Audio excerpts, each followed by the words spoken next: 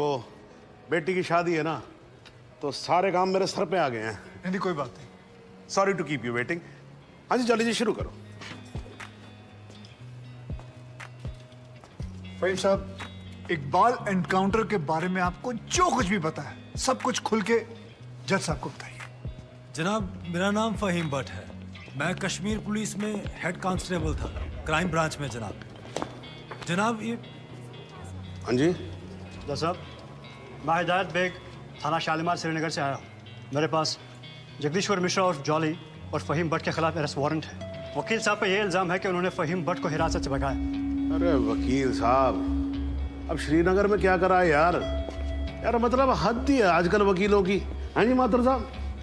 जी श्रीमान, बहुत दुख की बात है कि कानून की रक्षा करने वाले ही कानून के साथ जब खिलवाड़ करेंगे तो समाज भ्रष्ट हो जाएगा श्रीमान, प्रजातंत्र नष्ट हो जाएगा। मेरे हिसाब से तुम्हें सरेंडर कर देना चाहिए। रही डेट की बात, केस की बात, तो हमें कोई भी डेट दीजिए, हमें कोई आपत्ति नहीं। जनाब, आप चाहेंगे तो कोर्ट खत्म होते ही हम दोनों कश्मीर पुलिस को सरेंडर कर देंगे, लेकिन उससे पहले आप फहीम भट्ट का बयान जरूर दर्ज कर लीजिए।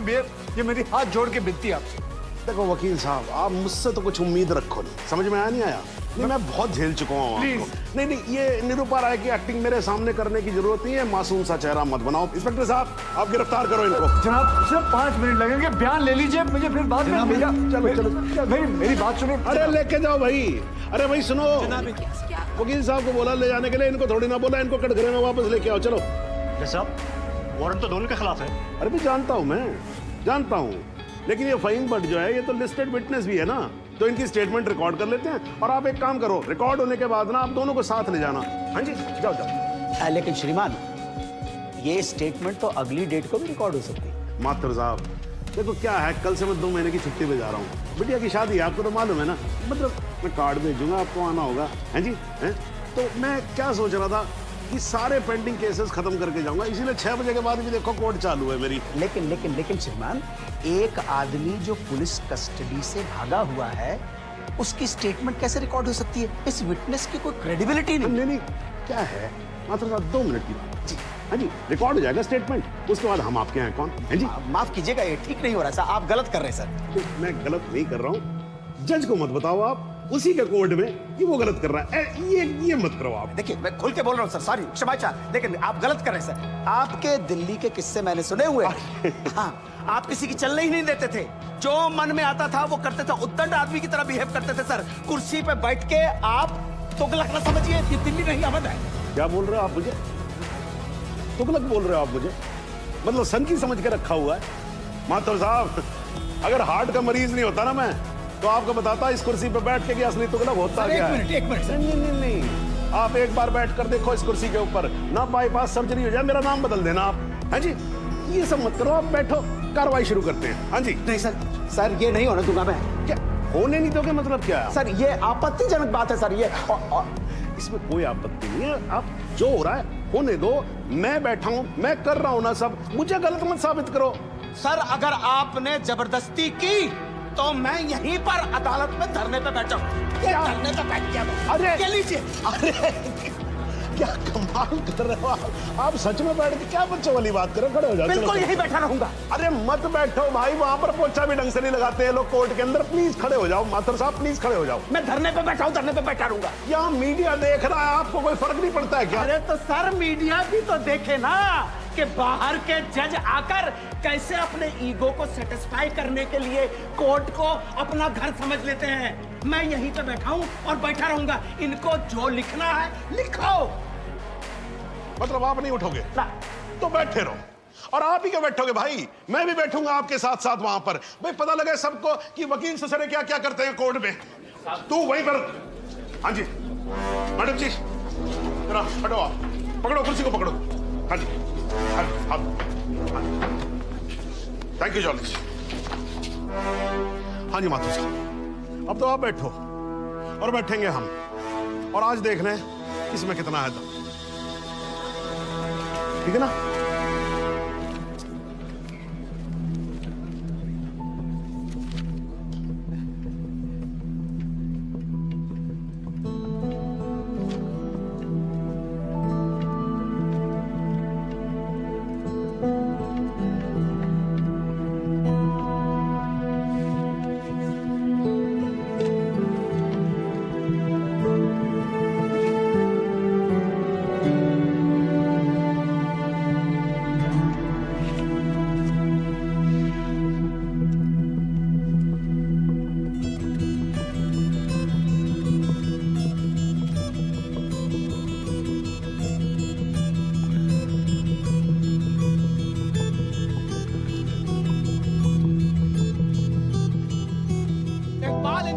केस में आज कोर्ट में जो कुछ भी हुआ वो शायद भारतीय न्याय व्यवस्था के इतिहास में पहली बार हुआ होगा। एक विटनेस की हाजिरी कराए जाने को लेकर डिफेंस लॉयर प्रमोद माथुर और जज सुंदरलाल त्रिपाठी के बीच तीखी नोकझोंक हुई और वो दोनों एक दूसरे के खिलाफ कोर्ट रूम में ही धरने पर बैठ गए। और अब देखना यह है कि ये दोनों इस तरह कब तक धरने पर बैठे रहते हैं। सर, माथुर साहब का जवाब नहीं है सर। पिछले 5 घंटे से धरना देकर बैठे हुए हैं। अब कमाल की बात यह है सर, फहीम भट्ट का बयान तक रिकॉर्ड होने नहीं दिया। अब तो जज साहब को आगे की डेट देनी ही पड़ेगी, फिर तो जॉली वकील भी नहीं रहेगा।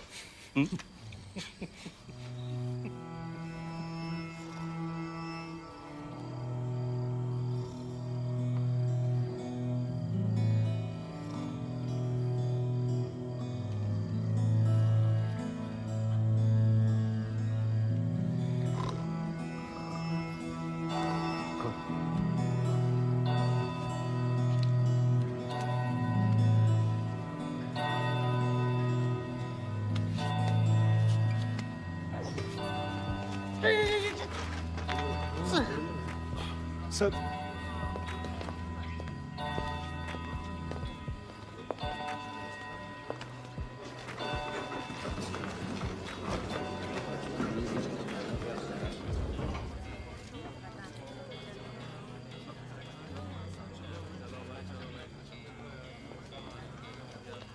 चलो वकील साहब, कश्मीर चले।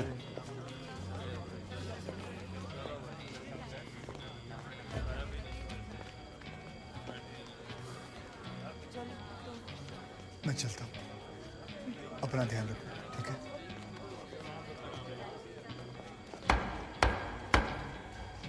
The court resumes. आप सब लोग बैठ जाइए और भाई जरा कोर्ट में शांति बना के रखिएगा।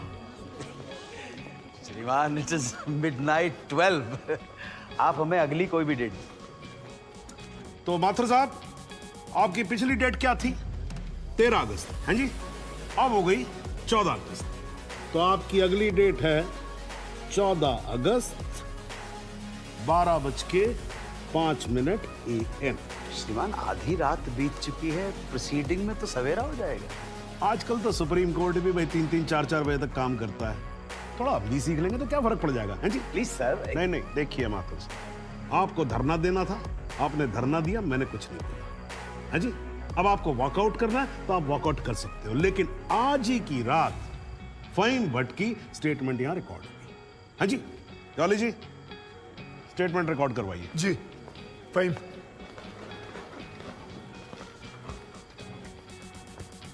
जनाब, बहुत बहुत शुक्रिया। फहीम साहब को बताओ क्या क्या हुआ था। जनाब, इस इनकाउंटर से कुछ महीने पहले हमने एक इंटेलिजेंस रिपोर्ट भेजी थी सिंह साहब की टीम को, जिसमें एक कश्मीरी मिलिटेंट इकबाल कादरी के डिटेल्स थे जो यहाँ लखनऊ में छिपा था। जनाब, इस इनकाउंटर से एक दिन पहले मुझको फोन करके यहाँ बुलाया गया ताकि मैं इस बात की शिनाख्त कर सकूं कि जिस इकबाल को इन्होंने पकड़ा है वो इकबाल कादरी है या नहीं। जनाब, जब मैं यहाँ पहुंचा तो उस शख्स का निकाह हो रहा था। मैं देखते ही समझ गया कि ये इकबाल वो इकबाल नहीं है। मगर जनाब, सिंह साहब की टीम ने मुझ पर प्रेशर बनाया कि मैं अपनी रिपोर्ट में ये कहूं कि इकबाल कासिम ही इकबाल कादरी है। मैंने ये करने से मना कर दिया, मैं श्रीनगर वापस चला गया। फिर जनाब, जब मैंने इनकाउंटर की न्यूज़ पढ़ी तो मेरे को जनाब बड़ा अफसोस हुआ। मैंने श्रीनगर में अपने अफसरों को बताया तो बोले बात को रफा दफा करो। मैंने बहुत समझाया उनको, वो नहीं माने। जब वो नहीं माने तो मैंने दिल्ली में सेंट्रल एजेंसी को इस इनकाउंटर की कंप्लेंट कर दी। मुझ पर कंप्लेंट वापस लेने के लिए बहुत प्रेशर डाला गया। फिर मैं नहीं माना तो इन्होंने क्या किया जनाब, एक दिन मुझको गिरफ्तार कर लिया, एक झूठा मुकदमा बनाकर मुझे जेल में डाल दिया जनाब, और मेरे को जनाब महकमे से भी बाहर कर दिया जनाब मेरे को। शुक्रिया जनाब। माथुर साहब, आप कुछ कहोगे या नाराज हो अभी तक? अरे नहीं श्रीमान, आपकी नाराजगी मोल लेकर अपनी दुकान थोड़े बंद करवानी। मगर मैं तो ये पूछना चाहता हूँ, आप तो गुस्सा नहीं है? नहीं, मैं नाराज और आज कुछ नहीं हूं। लेकिन यार अगली बार से तुगलक मत बोलना मेरे को। हाँ जी माथुर साहब, मतलब इस कोर्ट में बैठे बैठे मेरे बाल सफेद हो गए। I think I deserve some respect. क्षमा प्रार्थी हूं श्रीमान। ठीक है, आप शुरू करो। फाइन भट्ट, आप माननीय न्यायाधीश महोदय को बताएंगे कि ये केस क्या है, इस अदालत में हम किस सच्चाई की खोज कर रहे हैं। ये कि कांस्टेबल भदौरिया और इकबाल की मौत कैसे हुई। तो आपने अभी जो राबी चिनाब झेलम जैसी लंबी कहानी सुनाई है, उससे कहीं ये साबित होता है कि इन दोनों की मौत कैसे हुई? क्योंकि मौके वारदात पे आप तो थे नहीं। जी नहीं, लेकिन ये तो पता चल। लेकिन कुछ नहीं। अगर कोई और फिल्मी कहानी सुनानी हो तो जज साहब को सुनाई। इनको फिल्मों में बहुत इंटरेस्ट है, मुझे बिल्कुल कोई दिलचस्पी नहीं है। मुझे तो मेरे प्रश्न का सीधा साधा जवाब दे दो यार, यस और नो। जी नहीं। Very good, well done.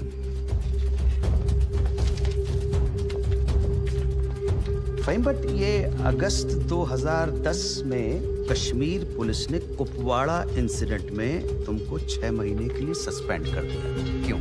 जनाब, इस सवाल का हमारे केस से क्या संबंध है? पंडित जी, अगर कोई संबंध नहीं हुआ ना तो काला कोट पहनना बंद कर दूंगा। मैंने आपसे कहा था ना, आपकी तरह कान घुमा कर नहीं पकड़ूंगा, सीधे पकड़ूंगा, कस के पकड़ूंगा। जाऊं? जाइए सर, नहीं तो आप फिर धरने में बैठ जाओगे। तो क्यों सस्पेंड किया? मुझ पर एक आदमी की कस्टोडियल डेथ का इल्जाम था। तो तुमने किसी की जान ली थी? जी नहीं, मैंने उसे अरेस्ट किया था शक के बिना पर। उसे चौकी ले जा रहे थे हम पूछताछ के लिए। बहुत डरा हुआ था, उसने घबरा के पुलिस वैन से छलांग लगा दी। पीछे से ट्रक आ रहा था, वो मर गया। फाइन, बट एक बात बताओ, चलती वैन में तुम्हारी पकड़ से एक आदमी डर के मारे कूद सकता है, तो क्या ये मुमकिन नहीं है कि उसी डर के मारे कोई अपराधी कूद जाए, कांस्टेबल की बंदूक छीन ले और भागने की कोशिश करे? जनाब, लीड किया जा रहा है विटनेस को। Objection overruled, please sit down. जी ऐसा हो सकता है। तो खुल के कहो ना गुरु, हम सब अच्छी तरह से समझते हैं कि तुम्हारे साथ ऐसा हो चुका है। तो तुमसे बेहतर कौन बता सकता है कि ऐसा किसी के साथ भी हो सकता है, राइट? जी। Very good. बस अब एक आखिरी सवाल। तुमने अभी अपने स्टेटमेंट में कहा कि तुमको 6 महीने के लिए सस्पेंड कर दिया गया था। तुम्हारे खिलाफ केस क्या बनाया गया? मुझ पर इल्जाम था कि मैंने कॉन्फिडेंशियल इंफॉर्मेशन दुश्मन को सप्लाई की। मगर वो इल्जाम झूठा है जनाब। जनाब, मुझे जेल में इसलिए डाल दिया गया क्योंकि मैंने इस मामले की कंप्लेंट सीबीआई को कर दी थी। ये तो तुम कह रहे हो ना, तुम्हारे कहने से मुकदमा झूठा नहीं हो जाएगा और तुम निर्दोष साबित नहीं हो एक मिनट जाओगे। जनाब, साहब भूल रहे हैं कि जब तक आरोप सिद्ध ना हो जाए तब तक आरोपी निर्दोष होता है। That is the point, वकील साहब। That's the bloody point। और श्रीमान, इस तर्क के आधार पर तो इंस्पेक्टर सूर्यवीर सिंह और उनके साथी निर्दोष हुए सर। लेकिन 2 मिनट के लिए श्रीमान, ये अखबार पढ़िए, टीवी खोल के देखिए, सारा मीडिया, सारा समाज, सारा देश इंस्पेक्टर सूर्यवीर सिंह और उनके साथियों को दोषी डिक्लेयर कर चुका है। His reputation, his career, his future is finished. अजब जलवा है हुजूर आपकी अदालत का, जहां एक आदमी जिस पे देशद्रोह का इल्जाम है, वो उस आदमी पर इल्जाम लगा रहा है जिसने मातृभूमि की सुरक्षा की शपथ उठाई।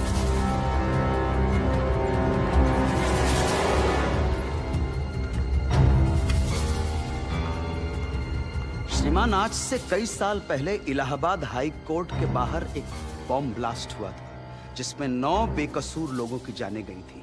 मृतकों में हमारे बड़े भाई, हमारी भाभी और 7 साल का भतीजा भी शामिल था।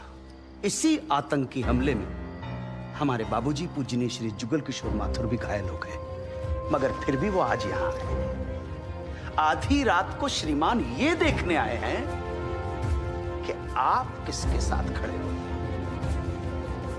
और श्रीमान, मैं ये पूछना चाहता हूं कि क्या ये न्यायालय इतना कमजोर है कि फैसला भी नहीं कर पा रहा है कि देश को सूर्यवीर जैसे अफसरों की जरूरत है या इकबाल कादरी जैसे हत्यारों की? और श्रीमान, अंत में सिर्फ इतना निवेदन करना चाहता हूं कि हम कितना ही अनजान बने रहें, कबूतर की तरह आंखें बंद करके बैठे रहें, लेकिन हकीकत यह है श्रीमान that we are in a state of war.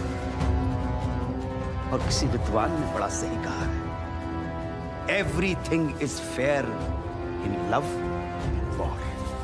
बाकी श्रीमान न्याय आपके हाथ में। प्रमोद बात करके प्रणाम से बात करें।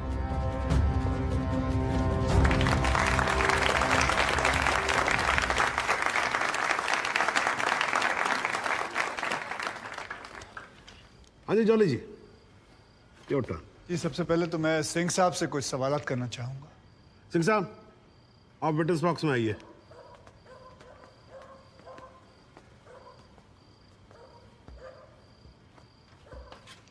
सिंह साहब, आप जरा कोर्ट को बताएंगे कि अगला क्रिकेट वर्ल्ड कप कौन जीतेगा? अरे ये किस तरह का सवाल हुआ भाई वकील साहब, हैं?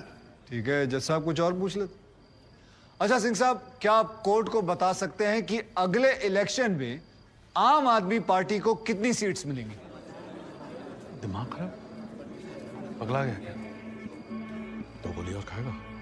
मैं वैसे तो अहिंसावादी इंसान हूँ सिंह साहब, लेकिन एक बार ना लॉ कॉलेज में एक 6 फुटे 8 इंच के लौंडे ने मुझसे बदतमीजी से बात की थी। माँ कसम, यहाँ कान के नीचे घुसड़ मारा था, उठा नहीं 22 दिन तक बिस्तर से। अगर यकीन ना हो ना तो माथुर साहब से पूछ। नहीं वकील साहब, देखो देखो यार, आराम से, कोर्ट है, सवाल करो, बवाल क्यों कर रहे हो यहाँ पर? हाँ सरकार, ये मुझे पागल कह रहा है, बदतमीजी से बात कर रहा है। सिंह साहब, क्यों कर रहे हो आप बदतमीजी से बात? छोड़ दो ना, जाने दो, आराम से कंटिन्यू प्लीज। चलो एक और बार ट्राई करते हैं सिंह साहब। क्या आप बता सकते हैं कि सलमान खान की शादी कब होगी? अरे वकील साहब, क्या बातें कर रहे हो? इंस्पेक्टर हैं वो, जोशी थोड़ी ना है। अगर ये जोशी नहीं है तो फिर इन्हें कैसे पता था कि ठीक सुबह 6:45 पे इकबाल को पेशाब आएगा? कैसे पता था जब उनको पेशाब आएगा तो गाड़ी गोमती नदी का पुल क्रॉस कर रही होगी?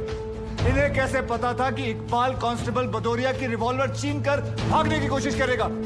शादी में तो थे नहीं, फिर पुल पर कैसे पहुंचे तुम? इधर मैं यहां खड़ा हूं, आप पुल पे पहुंचे कैसे? इत्तेफाक। लो जी, इत्तेफाक। ऊपर वाले के आशीर्वाद से सही समय पे सही जगह पहुंच गए।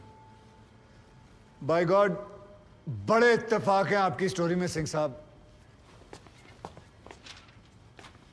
जनाब, मेरे पास ये इनके 25 एनकाउंटर का कच्चा चिट्ठा है। ऐसे इत्तेफाक कई बार हो चुके हैं इनकी जिंदगी में। अपराधी गोली चलाने वाला होता है कि पहुंच जाते हैं शक्तिमान बनकर, और सिर्फ लखनऊ में नहीं बल्कि दूसरे शहरों में भी। जनाब, इनके 25 एनकाउंटर में से 19 के खिलाफ मारे गए लोगों के परिवार वालों ने शिकायतें दर्ज की हुई हैं, लेकिन आज तक एक भी मामले में निष्पक्ष जांच नहीं की गई। एंटी करप्शन ब्यूरो की एक रिपोर्ट के मुताबिक इनकी 28 करोड़ की संपत्ति होने का शक है, लेकिन वो भी जांच भी नहीं पूरी कर पाए, पहले ही बंद कर दिया उन्होंने। और ऐसे आदमी को बचाने के लिए हमारे माथुर साहब यहां अपने बूढ़े बाप को व्हीलचेयर पर बिठाकर कोर्ट में लाते हैं। मुझे तो इन पर और इन जैसों पर तरस आता है। नमस्कार, बहुत बहुत धन्यवाद। आपकी वकालत को मेरा प्रणाम जी। श्रीमान, एक ईमानदार और बहादुर आदमी का कैरेक्टर असैसिनेशन हो रहा है और आप बैठे देख रहे हैं। बहादुर, ठेंगा बहादुर है ये। हथकड़ी में बंधे निहत्थे आदमी को पीठ पर गोली मारने वाला ये बहादुर। 35,000 तनख्वाह पाने वाला 28 करोड़ का मालिक ईमानदार। दीमक है जनाब, ये दीमक खोखला कर देगा सारे सिस्टम को और पता भी नहीं चलेगा। कुछ तो लिहाज करो मेरे माथुर साहब, कुछ तो लिहाज करो देश का।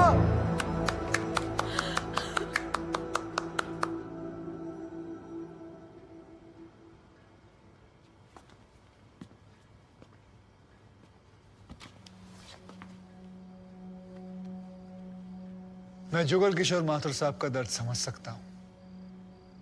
मेरी वजह से तो एक औरत ने अपनी जान ली थी और मैं महीनों चैन से नहीं सो पाया था।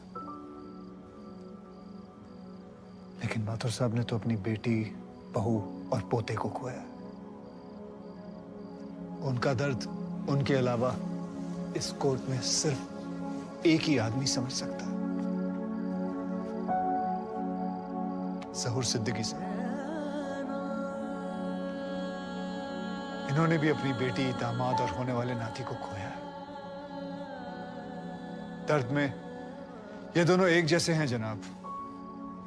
अब इन्हें जुगल किशोर सिद्दीकी कहूं या फिर इन्हें सहूर किशोर माथुर, कोई फर्क नहीं पड़ता। जनाब, गोमती नदी के पुल पर उस दिन 2 जानें गई थी।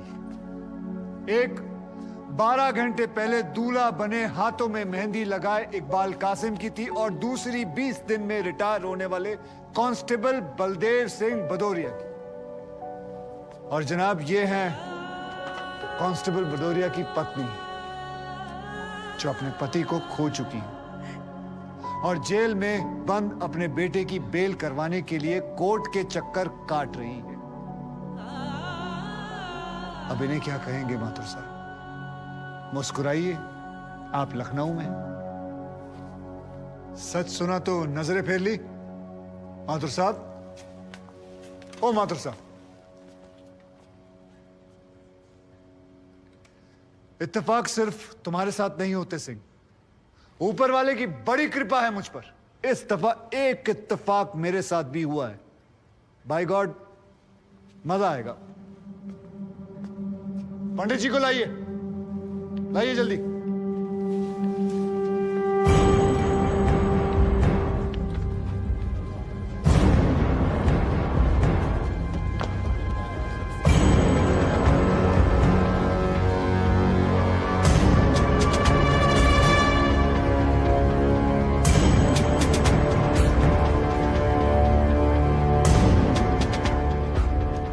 क्या मैं पूछ सकता हूं कि क्या हो रहा है इस कोर्ट में? और क्या आप बताने की जहमत करेंगे कि आप ऐसा होने क्यों दे रहे हैं? कौन है ये बाबा सर? इसका इस केस से क्या रिलेशन है सर? ना कोई एडवांस नोटिस है, ना अग्रिम सूचना है। क्या रेलेवेंस क्या है और आप इसे अलाउ कर रहे हैं? जनाब, इस विटनेस का नोटिस देता ना तो ये विटनेस यहां नहीं होता, किसी मुर्दा घर में गड़ा हुआ होता। इस आदमी को मैं पकड़ के नहीं लाया हूं, पुलिस वाले पकड़ के लाए हैं। और जनाब, इस विटनेस का इस केस के साथ डायरेक्ट कनेक्शन है। इंस्पेक्टर साहब, आपने अरेस्ट किया इसको? जनाब, ये वकील साहब एकदम सही कह रहे हैं। इस पंडित का इस केस से सीधा संबंध है। अगर संबंध नहीं हुआ ना, इंस्पेक्टर साहब, नौकरी खा जाऊंगा मैं आपकी। जानते हो ना ये बात? लेकिन जनाब, मैं बिल्कुल सही कह रहा हूं। ठीक है, मैं विटनेस को अलाउ करता हूं। No sir, I object sir, I object. Mathur साहब, मेरी बात सुन। देखो क्या है यार, 3 बजने वाले हैं, बाहर जाएंगे ना बस मिलेगी ना रिक्शा मिलने वाला है। 6 बजे तक तो वैसे ही बैठना हम लोगों को, तो तब तक करवा लेते हैं विटनेस। मतलब हो सकता है कि इसमें कुछ निकली है। हैं जी? चलिए जी, विटनेस बॉक्स में आ जाइए।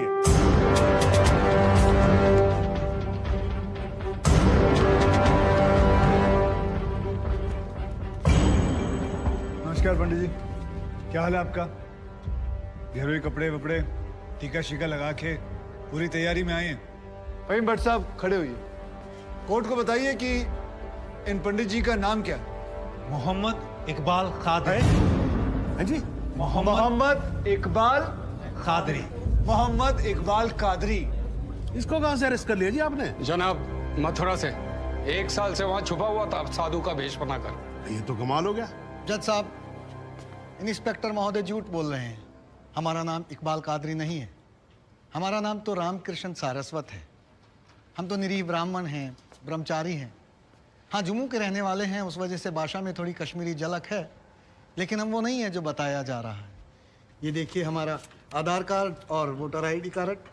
ओम प्रकाश जी, जरा लेके आओ से, लाओ जरा, फटाफट लेके आओ। जनाब, ये पंडित सरासर झूठ बोल रहा है। इसने पुलिस को खुद स्टेटमेंट दिया है, जिसमें इसने खुद कहा कि ये इकबाल कादरी है। कंधे के ऊपर उत्तर प्रदेश पुलिस के 2 स्टार लगा रखे हैं। इतना मालूम नहीं है कि पुलिस को दी गई स्टेटमेंट कोर्ट में एडमिसेबल नहीं है। जनाब, ये इंसान एक ट्रेंड मिलिटेंट है। नकली आधार कार्ड बनाना कोई मुश्किल काम नहीं है, आप अच्छी तरह जानते हैं। और फहीम भट्ट भी इसको आइडेंटिफाई कर चुके हैं। सर, ये अपनी आइडेंटिटी छुपा रहा है। श्रीमान यहाँ आइडेंटिटी छुपा नहीं रहा है, अपनी आइडेंटिटी बता रहा है। कैसे बताएगा अपनी आइडेंटिटी? हम सब कैसे बताएंगे सर? आप सुंदरलाल त्रिपाठी हैं, मैं प्रबोध माथुर हूँ, ये पंडित जी हैं कानपुर वाले, कैसे पता पड़ेगा? किसी आधार कार्ड से, राशन कार्ड से या पासपोर्ट से। सबूत आपके सामने है सर, संदेह की कोई बात ही नहीं। और वैसे बता दूं सर, निवेदन कर रहा हूं, ये जो पंडित जी है ना, ये ऑलरेडी झूठा गवाह पेश कर चुके हैं। बार एसोसिएशन ने इनका लाइसेंस रद्द कर दिया। चंद घंटों के मेहमान है ये वकीलगिरी से सर, इनकी बात को सीरियसली नहीं लिया जाए। माथुर साहब, चंद घंटे तो है ना, लड़ लूं ना तब तक तो लड़ सकता हूं ना। जॉली साहब, ये देखो यार, कोर्ट में लड़ने वड़ने की बात मत करो आप।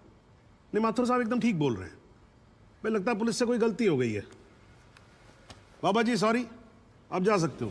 एक मिनट जॉली जी, आप वहीं रुके। एक मिनट सर, मैं आपसे हाथ जोड़ के विनती करता हूँ, मैं इससे कुछ सवालात करना चाहता हूँ। मैं बड़ी मुश्किल से इसको लेके आया हूँ। मैं एक मौका मुझे दे दीजिए। नहीं, आपने क्या कहा था? अभी ऑटो बस कुछ नहीं मिलने वाला, एक मौका। एक मिनट, आप चिल्लाना बंद करोगे जरा? 2 मिनट चुप रहोगे आप? गलती हो, 2 मिनट चुप रहो।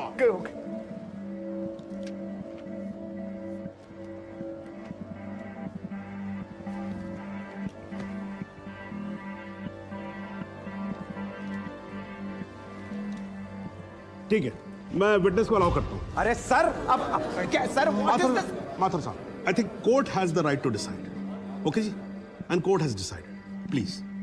Thank you.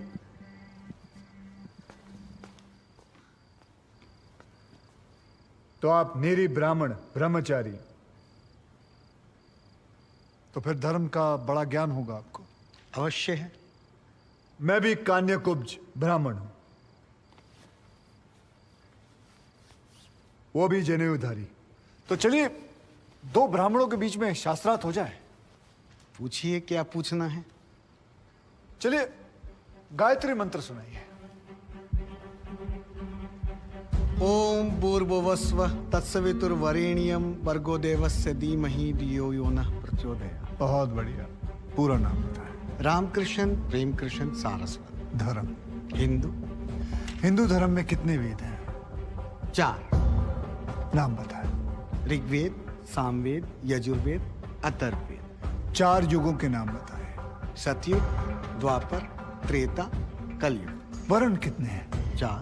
ब्राह्मण, क्षत्रिय, वैश्य, शूद्र। आपका वर्ण क्या है? ब्राह्मण। कौन से ब्राह्मण? गौर ब्राह्मण। कौन से गौर? सांडे गौर। गोत्र? शांडिल्य। प्रवार? वशिष्ठ। वेद? यजुर्वेद। उपवेद? बेतरियाणी। मुख? श्रीमुख। कुल देवता? सप्तसुरी। चरण? वाम। बिस्वा? या अल्लाह, इससे आगे भी होता है। क्या कहा आपने? बिस्वा नहीं पता, नहीं पता। बिस्वा नहीं पता। बिस्वा से पहले क्या कहा? बिस्वा से पहले क्या कहा इकबाल कादरी? लानत है तेरे पे इकबाल कादरी, लानत है। अब तो अल्लाह का नाम भी आ गया जुबान पे। अब तो सच बोल।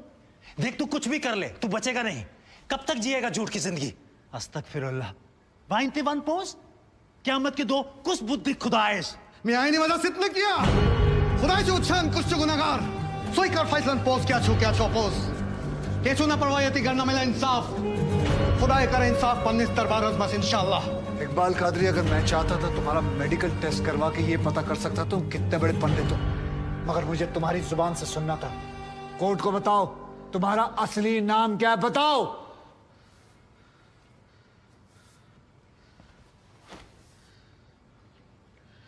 जज साहब, मेरा नाम मोहम्मद इकबाल कादरी है।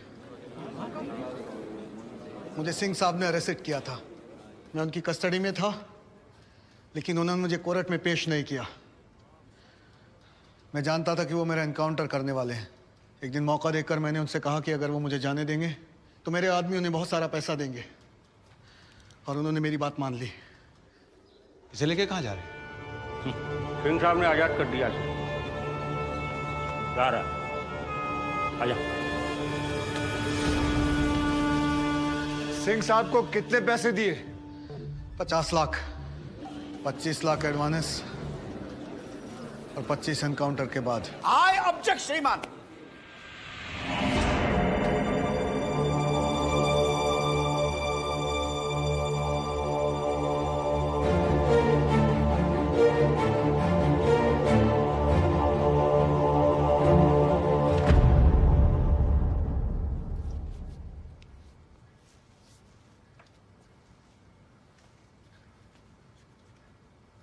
मुझे और कुछ नहीं कहना जनाब, मगर माथुर साहब की एक बात का जवाब जरूर देना चाहूंगा कि हमें सूर्यवीर सिंह चाहिए या फिर इकबाल कादरी। जनाब, हमें दोनों ही नहीं चाहिए।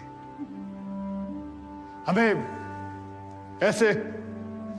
ऐसे कादरी नहीं चाहिए जो बेगुनाह लोगों को मारना जिहाद समझते हैं, लेकिन हमें ऐसे सूर्यवीर सिंह भी नहीं चाहिए जो पैसों के लिए एक मिलिटेंट को छोड़ देते हैं और किसी बेकसूर की जान ले लेते हैं। मैं हिम्मती बहादुर पुलिस वालों को सलाम ठोकता हूं, झुककर सजदा करता हूं, लेकिन जिसके हाथ किसी बेकसूर के खून से रंगे हों, उसे मैं वही कहूंगा जो वो है, कातिल। और ऐसे राक्षसों से बच के रहिएगा माथुर साहब। किसी ने 25-30 लाख ज्यादा दे दिए तो क्या पता अगला इत्तेफाक आपके साथ हो जाए।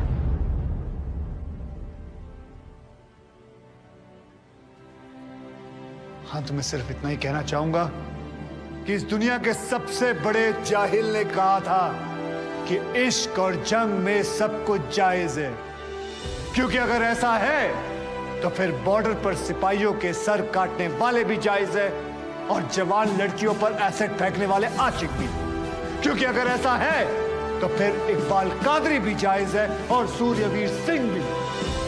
अब आप ही तय करें जनाब कि ये दोनों जायज है या फिर दोनों नाजायज।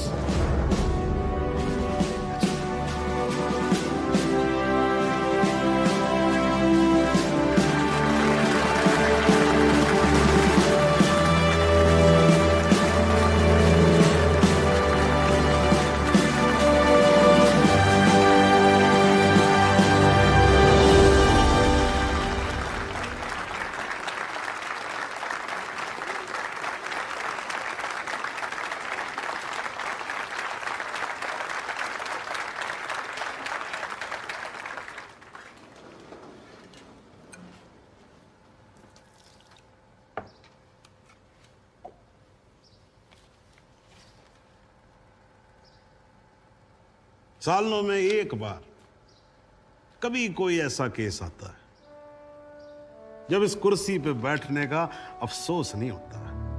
नहीं तो जी मैं तो रोज ही कोर्ट आता हूं, बैठा रहता हूं कोर्ट के अंदर, घड़ी की तरफ देखता रहता हूं कि कब 6 बजे और कब मैं उठ के घर चला जाऊं। क्या करें जी, न्यायपालिका की हालत ही कुछ ऐसी है। ये देखो जी, ये अंधेरे बदबूदार कमरे जिन्हें कोर्ट कहा जाता है, भाई साहब इसमें हम जैसे जजों का आने का मन नहीं करता। आम जनता की बात तो क्या करें। हाँ जी माथुर साहब, ठीक बोल रहा हूं ना मैं? मतलब 3 करोड़ से ज्यादा केसेस पेंडिंग है इस देश के अंदर, और कुल मिलाकर जज कितने? 21,000। यानी देखा जाए तो 1 लाख लोगों पर एक जज। डेट पे डेट पड़ती रहती है। हाँ जी, लोग आते रहते हैं, हताश होकर घर जाते रहते हैं। लेकिन फिर भी आज भी हिंदुस्तान में जब कहीं 2 लोगों के बीच में झगड़ा होता है ना, कोई विवाद होता है, तो एक दूसरे से क्या कहते हुए पाए जाते हैं? I will see you in court. क्यों करते हैं भाई लोग ऐसा? हाँ जी, क्योंकि आज भी लोग भरोसा करते हैं न्यायपालिका पे। उनको भरोसा होता है कि अगर सरकार उनकी बात नहीं सुनेगी, प्रशासन उनकी बात नहीं सुनेगा, पुलिस उनकी बात नहीं सुनेगी, तो कोर्ट सुनेगी उनकी बात, सुनेगी और न्याय देगी।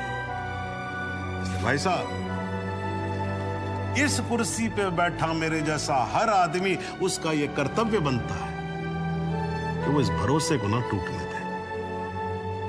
इस कोर्ट में पेश किए गए सभी गवाह और एविडेंसेस, एक बात तो एकदम साफ हो जाती है कि 13 अगस्त को गोमती नदी के पुल पे जो भी हुआ वो अचानक होने वाला एनकाउंटर नहीं था, बल्कि एक सोची समझी साजिश के तहत की जाने वाली हत्या थी।